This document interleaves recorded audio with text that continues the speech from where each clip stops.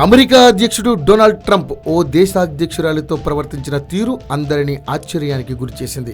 కనీస మర్యాదగా ఇచ్చే షేక్ హ్యాండ్ ఇవ్వడానికి కూడా ట్రంప్ నిరాకరించడంపై నెటిజన్లు తీవ్రంగా స్పందిస్తున్నారు.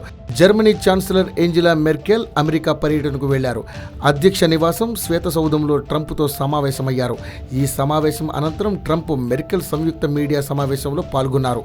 ఆ సమయంలో ఆయన మెర్కెల్కు షేక్ హ్యాండ్ ఇవ్వలేదు. ఫోటో కోసం విలేకరులు షేక్ హ్యాండ్ ఇవ్వాలని అడిగినా ఎవ్వరి మాట వినలేదు.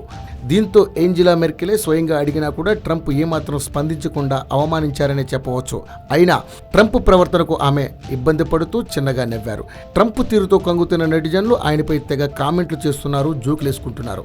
విలేకరులు కరచాలనం కోసం అడిగారు కదా, షేక్ న్యూస్ అని ఆయన షేక్ హ్యాండ్ ఇవ్వాలనుకోలేదు అని, ఆయన బాడీ లాంగ్వేజ్ ఎలా ఉందో గమనించారా అని ఆగ్రహంతో కొందరు, మెర్కెల్ తన చిన్న చేతుల్ని నలిపేస్తారేమోనని ట్రంప్ భయపడ్డారనుకుంటా అని మరికొందరు వెక్కిరించారు.